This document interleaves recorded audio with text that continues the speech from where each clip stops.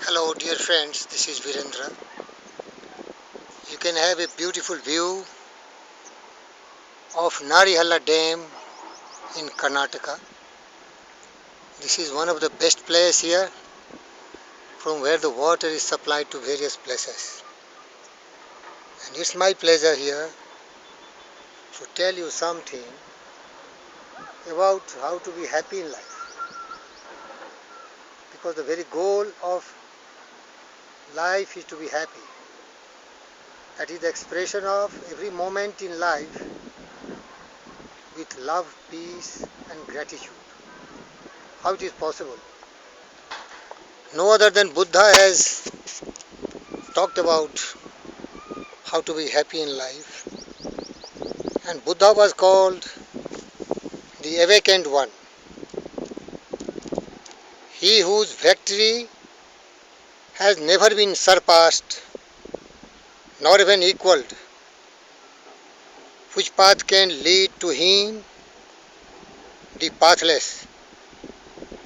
The awakened one who dwells within the infinite. Even the gods envy the sages given to meditation, the awakened ones, the vigilant who live with delight of renunciation and solitude. Abstain from evil, cultivate good and purity in your mind. This is the teaching of the awakened ones. Of all ascetic practices, patience is the best of all, say the awakened one. He who harms others is not a monk. He who appeases others is not a true ascetic. Neither to offend, nor to do wrong to anyone. To practice discipline according to the law, to be moderate in eating, to live in seclusion, and to merge oneself, the higher consciousness. This is the teaching of the awakened ones. The perfectly awakened one rejoices only in the extinction of all desire. In truth, this is the sure refuge. This is the sovereign refuge. It is difficult to meet the perfectly noble ones. Such a being is not born everywhere, and where such a sage is born, those around him live in happiness. Dear friends, the very purpose of life should be to get enlightened, to get rid of all the sufferings and tortures of this life. Then only this life will be meaningful and enjoyable. One cannot measure the merit of man who reverses those who are worthy of reverence, whether the Buddha or his disciples, those who are free from all desires and all error, those who have overcome all obstacles and who have crossed beyond sufferings and grief. This concerns the four truths and the eightfold path that lead to the annihilation of suffering. The four noble truths are life taken in the sense of ordinary, the life of ignorance and falsehood is indissolubly linked with suffering, suffering of the body and suffering of the mind. The cause of suffering is desire, which is caused by the ignorance of the nature of separative life. There is a way to escape from suffering, to put an end to the pain. This liberation is obtained by following the disciplines of the eightfold path, which gradually purifies the mind from the ignorance. The fourth truth is called the method of eightfold path. The The noble path consists in training of the following 8 stages.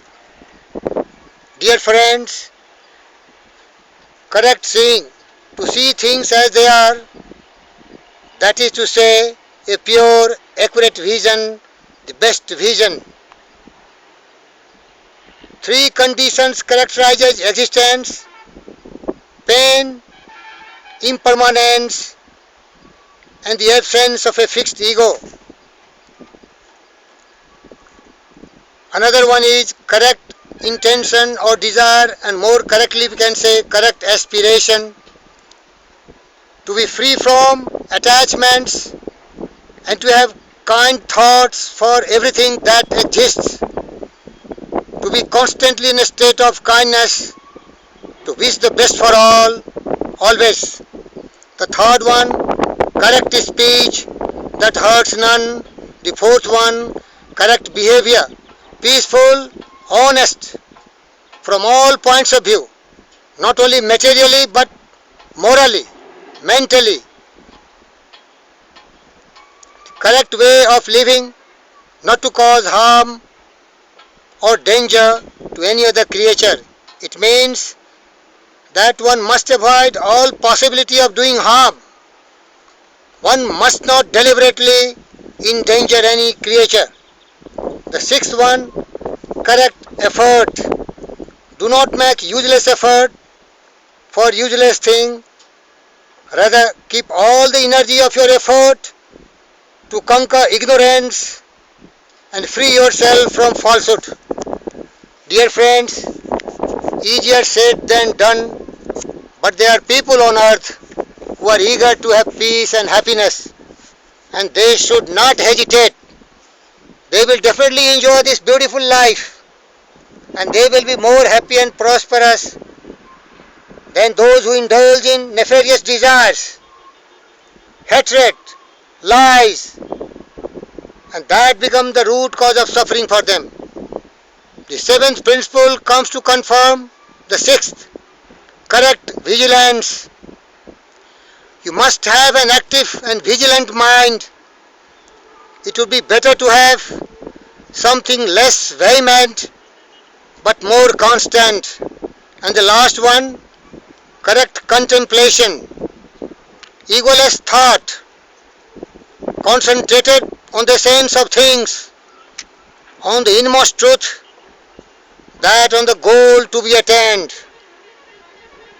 Dear friends, I enjoyed sharing with you the eightfold path of Buddha that can really liberate us from our ignorance, also guide us how to have minimum desires, that is really aspiration which can really fulfill the dreams of millions and millions people on the earth, free from all selfish activities, free from lies, free from ignorance, free from hatred, free from jealousy, free from words just like hidden knives thirsting for blood, spreading such a word, such a thought, which is creating deeds and action, which is in the benefit of the majority.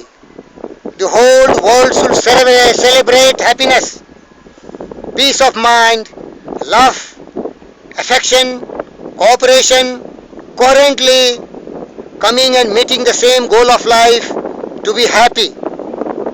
Thank you very much for hearing, friends.